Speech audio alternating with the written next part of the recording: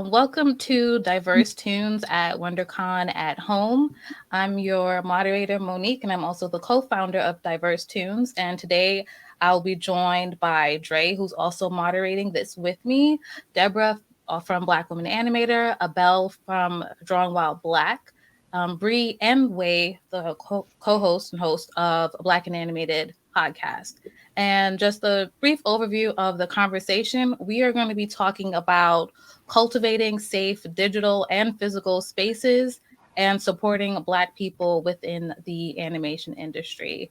So for starters, I just would we'll go around if everyone can just introduce yourselves, a little bit more in depth and share what do you do in your area of expertise. And I'll just start off with Deborah. Hello, I'm Deborah Anderson, the BlkWomnAnimator. I am a 3D modeler by trade. Moved to LA. February 8th was my 1-year anniversary. I'm currently a teacher at Academy of Media Arts, teaching 3D design to 9th and 10th graders in Blender.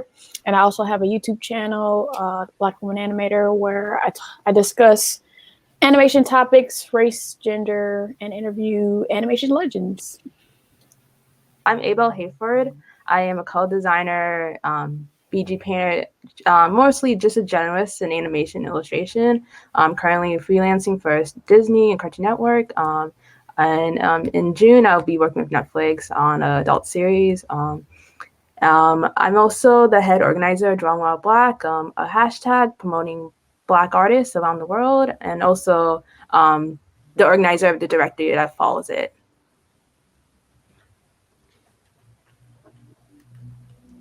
Hello, folks. My name is Brianna Williams, or I prefer Bree. I am one of the co-founders and co-hosts of the Black and Animated organization and Black and Animated podcast. And I am also, in my day-to-day, a production coordinator at Disney Television Animation on The Proud Family Louder and Prouder.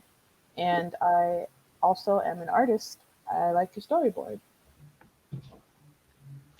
Hello, everyone. I am Wei. I'm the other half of Black and Animated. And during the day, I am a storyboard artist at Disney Television Animation on the show The Ghost and Molly McGee.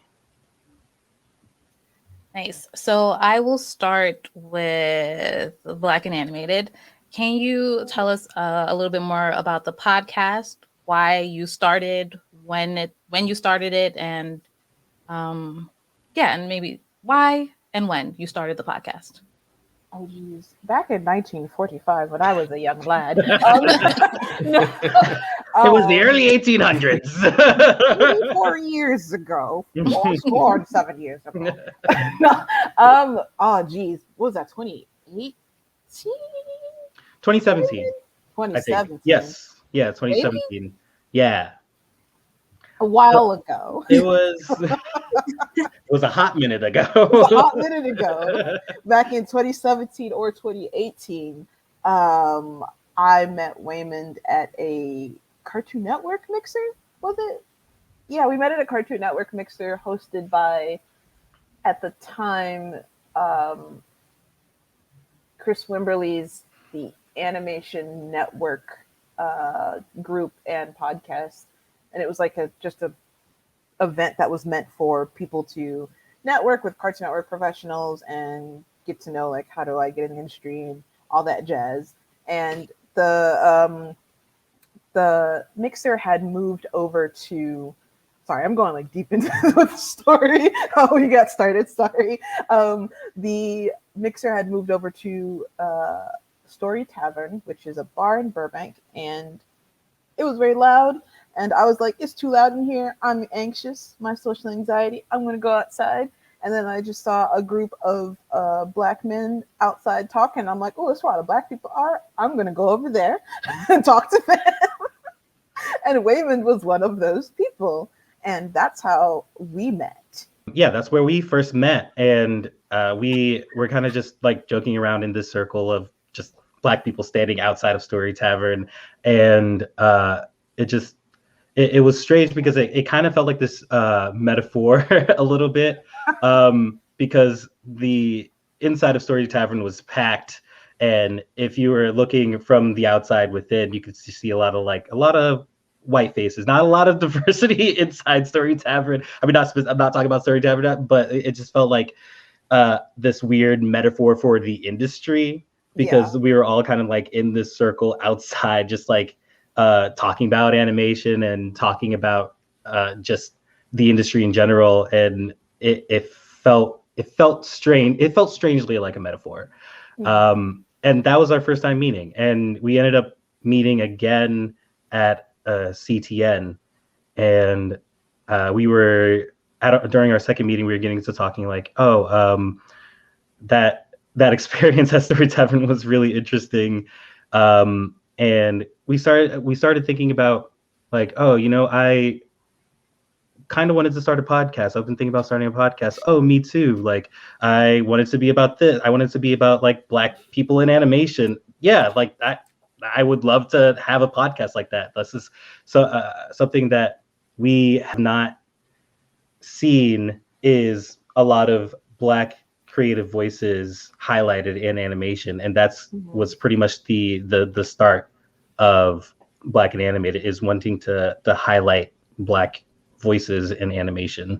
And then it ended up growing beyond just the podcast. Like, I'm kind of like doing the abridged version a little bit, but like after we started interviewing people for the podcast at various levels, whether they're like kind of green, veterans, in the middle of their career, been around for a while, we ended up partnering with two other folks in industry, Nyla Magruder and Lorraine Great, after Disney TV had contacted us to do a mixer potentially. So we were like, you know what? Let's combine our efforts, because Nyla and Lorraine separately, during the Drawing While Black hashtag, it all comes together, during like the first Drawing While Black event that happened here in LA, they held like a gathering of like, let's get all the Black people that do art and animation together. So that's when we were like, you know what, let's combine what you did with what we're doing, just to put it under the umbrella of Black and Animated. And an organization was formed very much in the same vein of like WIA or Latinx on animation. Because like we just noticed that, like there's all these different orgs, but the Black experience is something, trying to get these creative careers, that's something that we want to highlight, and we want to help provide that information and access, because we didn't really have that when we were in college. So we were like, we have to do this. That's why we created Black and Animated, basically. Okay, and Deborah? So for me, I've used the name BlkWomnAnimator for like at least in the last 10 years, but it was mostly like for my art. And then in 2017, I posted a video called Diversity in Animation, where I kind of explained my desire to help create more diversity in animation. But I think, starting in maybe 2013 or so, maybe when I came back from Korea, I would do presentations and classes and workshops in the greater New Orleans area, and sometimes other places in Louisiana. And at some point, I feel like culturally, people in New Orleans and Louisiana, they either don't leave, or if they leave, they come back. So I felt like kind of trying to create a workforce in Louisiana was doing them a disservice, because there wasn't really an industry there.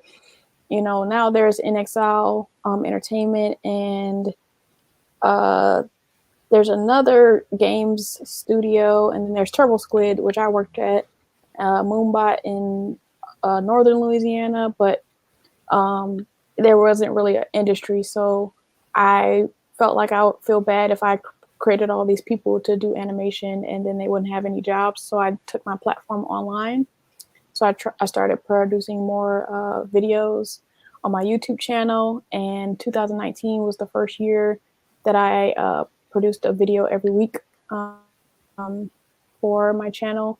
And then 2020 ended up being a year of like, okay, I have all these ideas for videos, but my computer does not run After Effects. So I need to figure out what content I can create on the computer as it is. And so that was interviews with other people where I could be like, clip, put it on YouTube. So that's how I started doing more interviews. And the idea with that is that we're a few, but we're more than we realize. And I just wanted to kind of highlight a lot of the Black animation professionals, particularly the ones that nobody knows about. So, you know, when people are like finding out about my platform, they're like, you should do Peter Ramsey or Bruce W. Smith. Like, duh. I haven't gotten there yet, so I'm gonna do these other people who are important as well. That's a familiar email. Like, hey, you should. Yeah. Yes, also same. Like, Yeah. Oh man, like, so many. so is everybody else. Like, yeah, exactly. That's like one of the things. Like we, like with Black and Animated, we realize like, okay, there are probably like a handful of people that of Black people that people can point to, just as Black people in animation. Floyd Norman, Bruce W. Smith. Now Peter Ramsey. I think like when we were like thinking about the pod, we were in a like those were the main two that people would be like, oh yeah, these two, yeah. And it's like, all right, everybody's interviewing or wants to interview. Like there are other people in animation. There are other roles in animation, and we want to like. We were babies at the time. I mean, we're Also, still we were babies babies. now. Yeah, we're still babies now. But it's like, hold on a minute. I don't have the hookup like that to just be DMing me. slide into like Bruce's DMs. Like, hey. Yeah, I'm at the point where some of these people are like following me back on Twitter. I'm like, one step closer. Yes. And I will say that y'all are there. They just haven't caught up to you yet. That's all. Y'all are already there though. Thank you, Dre.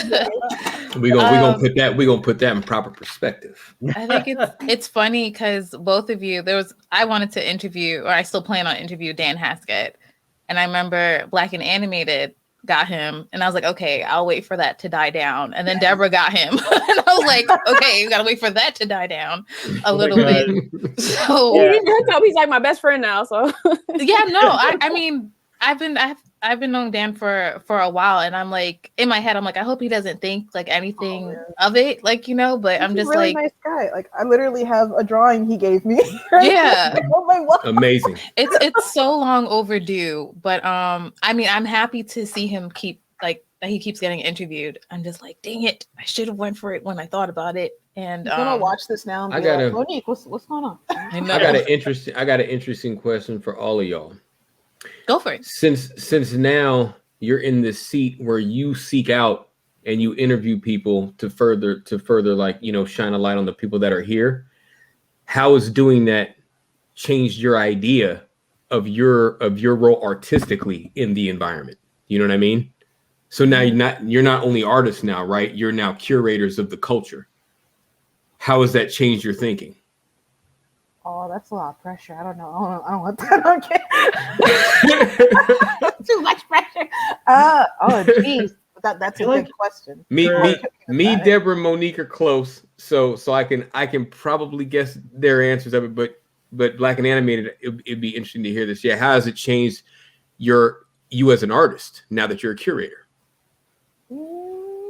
Yeah, I think it's interesting to even think of it like that too, because I feel like I'm like, for myself, like I'm not thinking of it in a way of like, oh, I'm like curating this like this podcast to be this sort of way. Well, I guess we are, because it's like highlighting Black individuals, but like in the sense of how it's like changing myself in an artistic sense. I feel like it's gotten me to just think a lot more about the other like roles in animation, because it's basically forcing me to ask more questions about different roles in animation. I'm as I said, I'm a storyboard artist, so I'm pretty much like in the storyboard track of animation, and it's gotten me to think about how that connects with each part of animation and how I connect with like my role in animation. So I think it's been so positive because I've just been learning so much about just how animation works as a whole and what I like about that, I guess. Yeah, I don't know. What do you think, Bree? What's your like feel? I don't know. I guess yeah. I would say that it's kind of a similar thing for me. That just like um, as a someone who works in production and also as an artist, it kind of has opened up my eyes to just different aspects of the animation production pipeline that I didn't know. Like just the other day, we're doing something with DTVA for a Black Animated Conversation series, and I learned way more about the writing process than I had ever known before, and it kind of made me want to write a little bit because it was like that eye opening about like, oh, this is how this process works. This is pretty cool, actually. I mean, not that I didn't think it wasn't cool, but just you end up learning way more, which allows you to sort of. It's like when your horizons are opened, you are able to give that information to the other people who were in your shoes when you were starting out. So there are like a lot of young Black creatives that are trying to get into this industry, right? So a lot of them think like, oh, I just want to. They're like, oh, I want to be a character designer, but it's like you don't have to just do that. There are like branches that you can get into within that, or I want a board, and it's like, okay, cool, but there's like other things you can do, or oh, I like making, I don't know, you're a big anime fan, you like Dragon Ball Z, you like editing AMVs, and it's like, you could be an animatic editor, right? Like you can do that. So it's just, I feel that as a person who is creating content for people to listen to and to network with and to consume, it has helped me learn more so that way I can provide even more information when people ask me questions individually, and it allows me to be a better advocate for people, I would say. Like that's how it's kind of helped me creatively, is like being a better creative advocate and also just opening my eyes to what else I could be doing in this industry beyond just working in production. Yeah, for me specifically with interviewing people, I feel like maybe subconsciously I was acknowledging that I am interviewing people to kind of find out their humanity rather than to kind of dig for gold. But now purposefully I do that with interviewing people because a lot of animation interviews are more like, give me all your knowledge so I can use it for personal gain. But with my YouTube channel, I try to like highlight them as human beings and like find out who they are as a person, but then transfer that into how it's affected me as an artist. Is a great networking tool. No doubt. When Sure. I finally finish my demo reel, I'll have a lot of people to send it to. And then particularly when I'm interviewing 3D modelers, Dre, we are the same person, except you're like a couple, like some years ahead of me where we're analytical, and I'm like interviewing them like, well, how do I break through this wall of trying to learn ZBrush? And then when I interview other people, it's just like a good experience of learning their journey and how they do their art, and like particularly for more production side, like I'm always asking, so what is a producer? Because we don't be knowing what that is. Can you tell us? And sometimes they'd be like, well, and so it's interesting to kind of learn the different aspects and learn what makes a successful person in these different roles, and trying to kind of give that information to other people of, okay, if this is what you want to do, this is how you do it right. All great answers. Yeah. I took all that. It's all in here now. Okay, so the next question I have is, granted, like we are not together, WonderCon is at home. How has the pandemic impacted the way you guys operate your platforms? Like for us with DiverseToons, we do our virtual programming now, and it allows us to reach and access more people and also have more people participate. So I'm just wondering if anything's similar like that for you all. To be honest, for me, the pandemic was kind of a godsend in how I execute my YouTube channel, because when I was moving to LA, I was like, oh man, I'm going to get to like personally meet all these people, but I don't have like a professional camera. So like, how is that going to work? And I had the money to get a professional camera. So it being like a month after me getting to LA and there being a pandemic, it's like, okay, I have to do it virtually, but at least even if they don't have a good camera, it's going to be better than me trying to shoot on my Android, like 2 people in a room.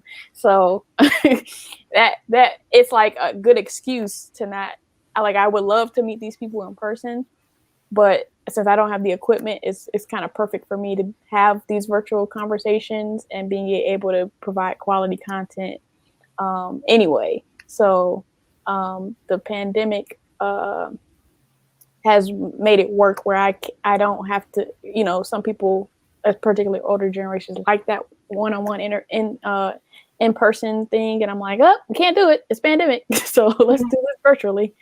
So it's kind of worked for me.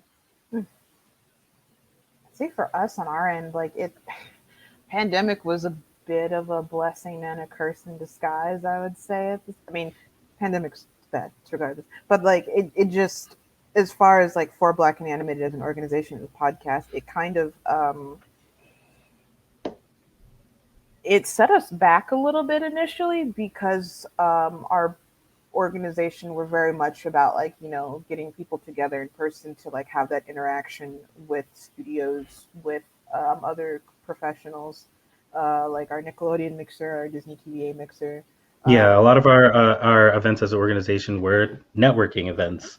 So in a world where you can't really get a bunch of people together in a room safely and healthily, that kind of completely threw a wrench in what we were trying to do.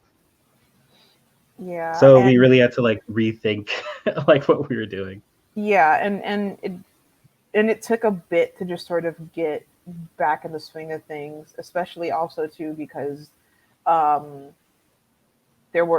because of COVID, but also because of everything that went down last year with with Black Lives Matter movement and the protests and stuff. So that also, being Black and working that 9 to 5 in animation, it's kind of it's mentally taxing trying to work on cartoons. And then I think it's called the black text, right? Yeah. Yeah. It's a lot. I'm doing my cartoons, and then oh no, everything is exploding outside. Okay. It's a bit hard. No. So us as leaders of the organization and our other team leads, that was mentally taxing on all of us. So it's we had to take a bit of a breather to break and just sort of refocus on how are we going to remotely record people? How are we going to remotely have community? So that's part of why we created the Discord server, right, Way? Yeah. We wanted to get that community we were trying to build, and online it just made it so much maybe simpler is the word I'm looking for. It just made it simpler because it just allowed us to have a home base where we can say, hey, this is happening, or share job listings, events, virtual events, and just commune as an artist community. So it pushed us in that virtual direction, which it's been awesome, and it's allowed us to do different types of events that we probably wouldn't have even thought of doing. Mm-hmm. And yeah, I feel like it's also the somewhat outreach has been really great as well. We've had membership kind of increase from Black and brown folks who are in London. there's a girl who's I'm in the UK right now, and we're what are you doing? It's 3 in the morning. Right, yeah. She's no, I gotta learn how to write. And I'm it's okay. So internationally, we're just oh man, how do we said, what are you doing? Go to sleep. She's it's 3 in the morning. I'm go to bed. She's no, I need that knowledge. And I'm you're right though. Yeah. I'm sorry, wait, were you about to continue? Oh yeah, sorry. I was just gonna say, like, kind of just like I guess, button on that my thought, but it's created a sort of like weird scheduling, I guess, thing for me, where it's kind of like when it comes to like how I think and approach Black and Animated, it's like I don't know how or if this would even be able to happen at all. Like pre-pandemic, I'm like, there's so much stuff that I'm doing. I'm just like, I don't know how I would be able to organize this if there wasn't a pandemic right now. Yeah, no, I completely understand and feel you on that, 100%. Kind of made people sit down and be still just long enough to get their attention, right? Yeah. Right. Yeah, no doubt. Bree, you talked a little bit just about the Black Lives Matter movement in the summer, and I actually wanted to ask you guys a bit. Like we saw, the word performative, a lot of performative posts from animation studios or just within the community, claiming to stand in solidarity with Black people in the industry or people that are trying to get started. Since we're about like 8 months removed now, have you noticed any positive changes, like even if they're small?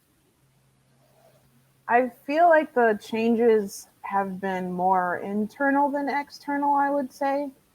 Some studios are more like louder about it than others, but I have noticed some changes where it does feel like there are like more Black and brown leads in creative positions. Like you'll see announcements on Deadline or on like in Variety about like such and such person is now a new head position of blah blah blah.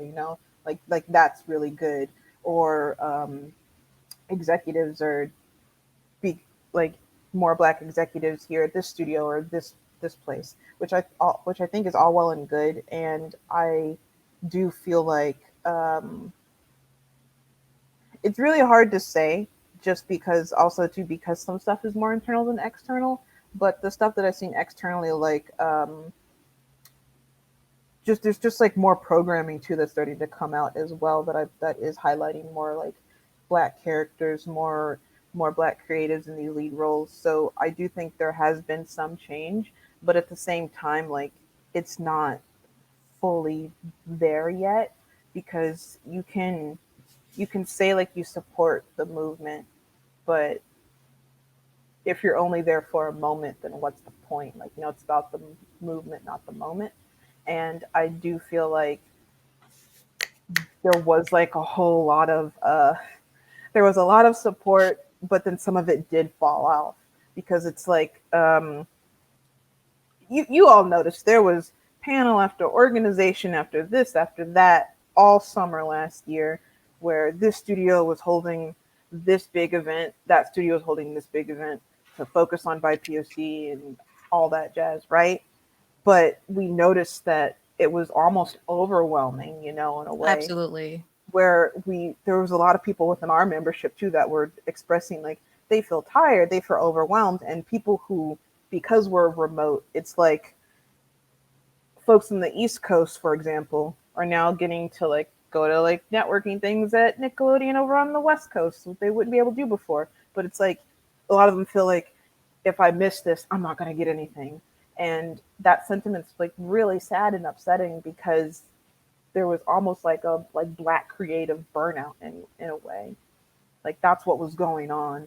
And it's like, and that's partially too why like for our organization and just like what we think personally is that if studios and if Hollywood period is going to say that they support Black people, they need to make sure that they continue to do stuff, and not just in that moment when suddenly everybody remembered that racism was a thing, Can we get a little granular with that? All three of y'all. What does the more look like? The more for me looks like actually hiring and keeping people in these roles at every level. So at the executive level, at the middle, like grunt level of like PAs, production, storyboard, whatever. In the mailroom, like get more people at every level. That's what the more looks like for me. But when you bring them into because one thing to bring somebody into the table, you have to make sure that they like sustain and like thrive. You can't just bring somebody in and throw them in there and then like they don't have any support. And that's what the more looks like to me. Hiring people but helping them succeed and continue to move forward. Or people who are already here that have been blocked from getting those higher positions, because there's a lot of that too as well. And we need to see people who are like executive assistants that want to be like EPs. Like, let them do that, you know? Wait, That was Deborah. a long-winded way of saying Yeah. that. No, That was a long-winded great way of answer. saying, I Great think there answer. is change. There's been change, but it needs to keep moving. It needs to keep happening. It just Exactly. needs to keep Yeah. going. Yeah, Yeah. from my perspective, you know, there was a lot of movement, you know, last year, and even I did some call to actions where, you know, I had somebody who did a storyboard demo on my channel because I called for allies, and but something I noticed was that a lot of times when people think of doing diversity, it's more of the intro, like how to get into the industry. So that was a lot of the stuff that was last year. But something that I noticed, I've kind of been an advocate ever since I was involved in the Urban League, because even in like social action spaces or professional development spaces, there's also always resume writing or how to get this job. And it's like, okay, what about the people who are 30 or 40 who are trying to do other things? Like nobody really thinks about those people who are not trying to break into the industry. They're already in the industry and trying to move up in their silo of expertise. So I didn't see a lot of content on that type stuff. It was more for like the college student. It was this underlying assumption that we don't have expertise and we all are beginners and need that beginner help to get into the industry, and that there's not people who've been in the industry for 20 years and could be a director easily, but y'all just don't give them a chance to be a director. So and then I saw I took down this, I saw on the other day, this guy said, we need to reframe this table talk as it relates to diversity and inclusion. Stop talking about tables you're inviting Black people to for Black History Month and start visiting tables you don't own. Yeah, I read that. That's really good. Yeah, I read that yesterday. That's real good. That's real. So there's always this idea that we have to come to them for them to get the knowledge, and they can't come in our spaces and get the knowledge. I got a question that rocks with that. Making those tables, right? Mm-hmm. We have places like Tyler Perry Studios. We got places like the Lion Forge, right? With all the accessibility that we have to equipment, software, we have all these, you know, platforms have been democratized pretty much. We have smaller platforms where like Patreon, we can make our own stuff and we can have people out there buying our stuff like direct to consumer. What are the missing pieces to take those things? What are the pieces that are missing so we can start making more studios of our own, like a Tyler Perry Studios, like a Lion Forge? What are the missing pieces? Because it's obviously not happening fast enough for us, right? I know it ain't happening fast enough for me. So what are the missing pieces, y'all think? Before we answer, Abelle has joined us. I just want to bring them back. Oh, perfect. Yeah. Perfect. Because they could chime in on this too. I know that they've got some words about last year's. And stuff. So we could just answer Dre's question first, and then we'll double back. Okay. I was you heard the question. It could be the business stuff. I think maybe. Yeah. Like that's what's missing. That we don't have enough people knowing the business side of things. I think like, well, I don't know. I think a lot about, and I know that like the Black experience is not a monolith. We all have different experiences. Absolutely. And I just think about like my experience being a young Black individual who loves anime and loves cartoons and all this stuff, and how I thought I would be the next mangaka and I would just go to Japan and make an anime, and that's not really how it works. You kind of need like the proper tools and infrastructure and like for that. I mean, Deshaun Thomas made an anime, but hey, let's look at him. And I think that maybe, and I also think about like in college how I didn't really get much education on like animation production, like actual production, actual business, the actual like money stuff. Just how do I make the art part? And probably that might be what's missing for a lot of people coming in. Maybe not so much for people kind of like Deborah, like you were saying, people who are like in their 30s or 40s who are trying to transition and like they know how business works. But I'm kind of thinking about people who are like younger coming into this might not know fully like the production business aspects of things. Just we all want to make the artwork. We all want to make cartoons. That's what we want to do. And I think that if there was more education about like the actual monetary and like business infrastructure of things, then we might, that could be it. But that's just me going from my experience being a young buck in school and being a giant nerd. So yeah. Another thing is that so there's like we have seen the Issa Rae model of doing things, but I feel like people in our generation still think that the only way to get stuff done is to pitch to some big studio. Like you would think, oh, Issa Rae started on YouTube, did her own thing. There's all these other people who are doing their own thing on YouTube, and that's the springboard for get a deal if they want that deal. But it's like we're all young and still don't have this old school mentality where we're not going to the new way. Like do YouTube, do Vimeo OTT, do Patreon. Like you don't have to do it the traditional way. And then there's like how Bree was saying of the lack of knowledge of business. Luckily I took a business for animation class, but it was only one class. And so there's a lot of people who are just artists and not business people. So and then, being an entrepreneur is scary to think of like taxes and like taxes and money and like having to deal with all that. Just make sure you don't go to jail like Ron Isley or something. Shout out to Ron. It's okay, player. It's all right. So like they're just like, oh, I'll just stay and get a job. So there's just like a bunch of people, and then there's these people who are not, so to speak, in the industry, but they have this idea that they want to create animated content, and they're all in all these Facebook groups like, I have an idea, and it's like, that's not enough. Right. You need to learn so much stuff before you even come to us with your idea of what jumping on Clubhouse, Deborah, being like, yeah, here's my idea. Like, because the idea with that is that if you only have an idea, what do we need you for? Like, you have to bring more to the table than your idea to be like.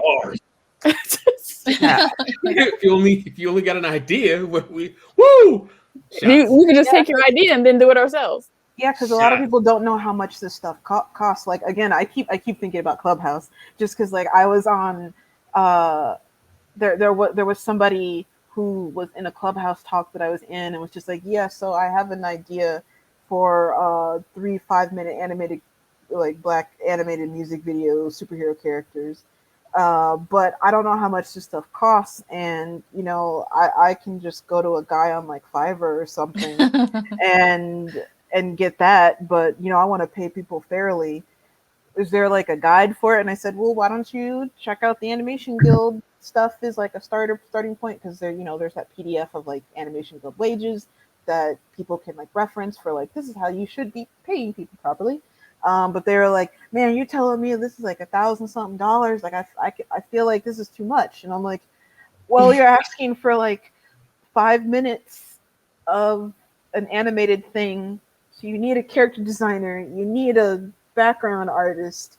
Maybe you need somebody to rig it. I don't know. Maybe you might need a color designer for this. But he's like, I can just get one person to do it, right? And there's just a lot of like education on how the actual stuff works and how what people you need and how the pipeline works, even if it's not in a traditional sense, e- just to make like a YouTube thing, like if you want to make like a little pilot on YouTube, like that's going to require multiple bodies, and some people just don't know. So we just need to like let people know and educate them on that. So I do want us to take the time for Abel just to, or Belle, I'm sorry, tell us a bit more about the Drawing While Black and then why you started it. Oh yeah, so well, I started Drawing While Black, so like origin story. I had an internship at Warner Brothers. It was like a 4-year internship, and I was on my second year. And while I enjoyed my time there, I constantly found myself like kind of isolated and alone because there was not a lot of Black folks at Warner Brothers at the time, and I felt like, oh, I wish I had someone who could like mentor me, who's also a Black animator, or just like have friend like be able to like talk to people who I could relate to, and also just like share their experience too. I noticed I think that year Visual Woman was trending, and I was basically inspired by that. I was like, oh, Visual Woman is a great way to connect with other women artists. Maybe I should start something that is a great way to connect Black artists in the industry. So I started Drawing While Black in September, and it's just like I didn't know it was gonna blow up. I was just like, oh, it's a little hashtag where like people can post their art and stuff. But from that, I gained such a big community and met so many people, not only in the image industry, but also illustration and publishing and comics, who also want to connect with other Black artists. And I felt that, oh, maybe I should probably take this forward. Like maybe this shouldn't just be a hashtag. Maybe I should try to like help people get employment. Like how I got an opportunity. Like maybe I should try to help that. So I like created the directory to basically like present to like recruiters, art directors, people who are in hiring positions to look at these artists who are just as qualified as like their white counterparts to be employed, but just need eyes to be seen, you know, and give like basically help, like not get like give them a voice because they already have a voice, but basically be like the amplifier for them, and also like just in general like build a strong community where we share resources, encouragement, advice, connect with the older generation, with the young generation. That's what my main goal of Drawing While Black is, just build a community of support between Black artists, not only in the United States, but around the world. And around when did you start it? Like what year? 2017. Okay. And we did talk a little bit about how in the summer with the Black Lives Matters movement, and we were seeing so many studios, you know, posting in solidarity with their Black creatives. For you, in your opinion, do you feel like you've seen any sort of progress or positive changes happening, even if they're small? So it is a complicated answer. I feel like yes, there has been progress, but I'm not going to give them all the credit for it. And it like this summer has been a lot, especially for me, because I was basically kind of forced to organize Drawing While Black in response to this, because a lot of people were like, oh, where's the Black artists in the industry? Where's Black art? And I was like, I guess it's time for me to show you guys. But studios have they have been consistently contacting me for the directory to see, oh, is it still available for them to use and stuff. So like there is that consistency, but my main issue is not just like hiring Black artists, but also valuing their time and like their skills, because what I noticed that people are hiring Black artists, but they are also underpaying them and like basically underestimating their skills, like hire them with apprenticeships when they should be paid like a journey rate and stuff. I feel like a lot of studios have contacted artists and ghosted them, which has been a big issue that I feel like a lot of us has felt. I've been ghosted multiple times this summer, if that says anything. But I think what needs to happen is just more accountability and more consistent accountability stuff. Because it's one thing to just hire Black artists, it's one thing just to reach out to Black artists, but it's another thing to not only like follow through, making sure that these Black artists are in an environment that are safe, where they can thrive, and where they feel like they are valued, not because of like their race, but also their talent. Okay, so another group question is, if you can share, what are some of your aspirations for all the initiatives that you've created? Like, Yeah, I guess Deborah's gonna have to go. Yeah. So my idea is just to continue to support, people who are trying to get in the industry, trying to highlight, all the people who have come before us, trying to help parents who are trying to support their children. I know in Christmas of 2019, I did a video with my father on being a supportive parent of an artistic child, just because parents want to some parents want to help their child, but they don't really know anything about animation, and just kind of giving them a guide of and different things that they can do to help their child.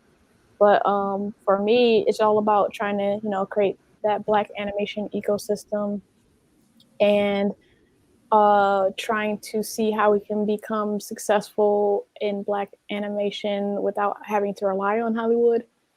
So that, and then like with my channel, just providing, I like providing content that you probably wouldn't think of. So when I did the, Black women in animation, and what y'all think in response to the George Floyd thing, and that kind of went around some HR departments, which I don't know if it had long-term effects, but I heard about it, that it being sent around to that. And in March I have this Divine Nine in animation YouTube live, which for people who are not familiar, Divine Nine Greek letter organizations are the top, the largest 9 Greek letter organizations that are founded by Black people, which have a large history in our country. And like all the people who will be on the panel is like most of the people who like, because I couldn't find nobody. But anyway, but yeah, just trying to create like unique content, and maybe even in the future like traveling. And I have a Google Docs upon Google Docs of ideas. That's great. But it just, I need the time, money, or help. Time and money, right? All Yeah. 3. And That's how it be. And that's actually worth highlighting. We are all doing all this stuff just like ourselves. Like, it's not really a whole crew or a whole team. It's not, we have endorsers or a lot of endorsers if we do sponsors or anything. It's just us doing these things, trying to like help each other.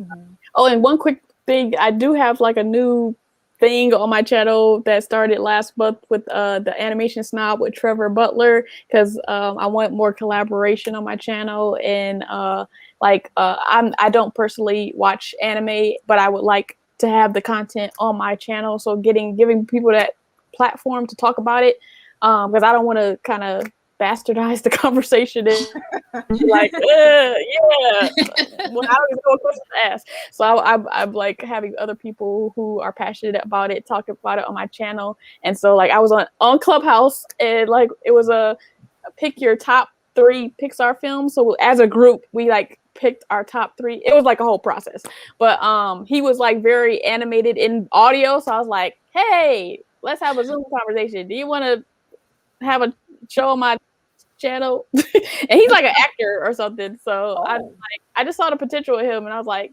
come on, you are cool. Talk about Dragon Ball Z and stuff. So that's like another thing for this year. Is like they're recruiting. Right. Recruiting over there. Even though like, according to like the YouTube space, I only have like 1,200 subscribers, but that's a lot still. So I'm like, hey, come on over to my place. I essentially fashion myself after Kev on stage, and like he like had people on his platform, and they can go out and then create their own platform. So like, okay, have people come here, and then y'all just like become superstars by yourselves. So that's great. Beautiful thing, man. Strength in numbers, right? That's real. I'm still thinking about the question. I don't know. Like, Wei, what do you think for us, like for Black and animated, like future stuff, I suppose? I feel like what hit kind of with me, I'm like, what's echoing in my mind is like that we're all kind of all doing this ourselves on our own time. So that's Yeah. literally what's been echoing more than like aspirationally what I want to do. I'm like, oh, I'm gonna be so tired in the future. Like, oh, So man, basically, I'm what you tired want to right do now. is sleep. You want to Yeah, sleep oh, in the sleep. future. So, oh, I yes. got you. That's Okay. my aspiration. My I aspirations think are Bree sleep. suggested that to somebody in London, right? Go Yeah. to sleep. It just constantly feels like 3 a.m. Yeah.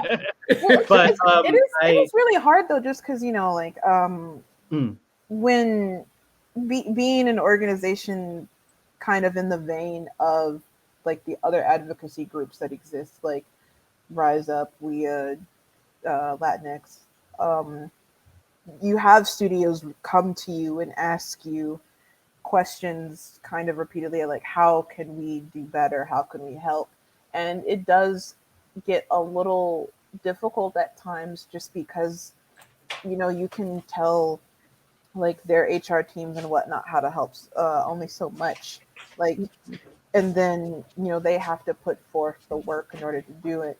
So I don't know. I guess where I'm going with this is that, like, for Black and Animated, I hope that we can be uh, a group that studios continue to like look to for support, but at the same time, we want to make sure that that studios can sort of not have diversity and D&I initiatives be like a secondary thought after coming to talk to us and other groups.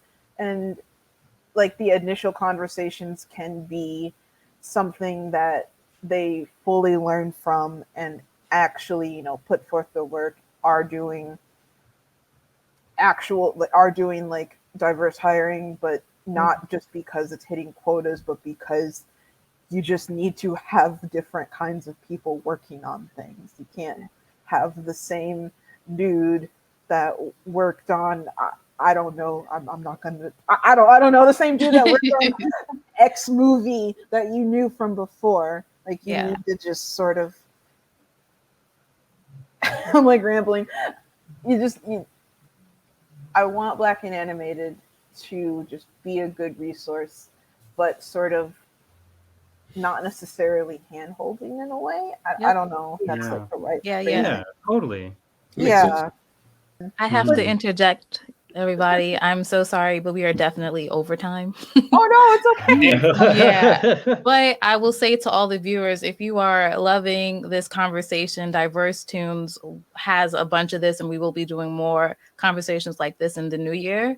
I want to thank WonderCon for just allowing us to bring this type of conversation to this platform and allowing new people who probably would not have found us any other way to find us.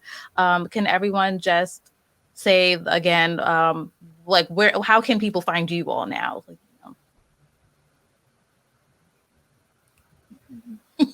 For me, you can find me at BlkWomnAnimator anywhere. That's it. as it's spelled. That's why I made sure we can see it. That's how you find her. For me, it's Abelle. All my social media is Abelle Hayford. Yeah, I use my first name, last name. If you want access to the directory, just email me or message me. I can give you the password. Just let me know what it's for. If you want to sign up for the directory, I can give you the form where you can sign up and you'll automatically be on the directory. And we are enjoying a lot of Black updates. Just pay attention to my Twitter. I frequently talk about it when I do. And yeah. And Black and Animated, we have BlkWomnAnimator.com, where you can find our podcast, events that we're doing, and more information about us as a group. And we're also on Instagram and Twitter as at Black and Animated, and the N in there is the letter N, not and the word. Yeah, it's Black and Animated. Black N Animated. And as for me personally, being Way Singleton, you can find me on Instagram and Twitter as at Way Singleton, and my website is waysingleton.com. And just to add on to Black and Animated, you can also, if you like all that cool stuff, the website, Twitter, Instagram, and our Facebook group. You can also be a part of our Discord group server as well, which is where we post job listings, exclusive events that you can also get access to via our newsletter. And if you want to sign up for the Discord, just email us at blkandanimated@gmail.com or DM us on Instagram and Twitter. And as for me personally, you can find me on Twitter at BlkWomnAnimator. I'm Brianna Williams on Twitter, and yeah, that's at BlkWomnAnimator, even though I'm not an animator. But I thought it was cool when I was in college, and I just kept it ever since. Yeah, And my website is briannawilliams.com. Thank you again, everybody.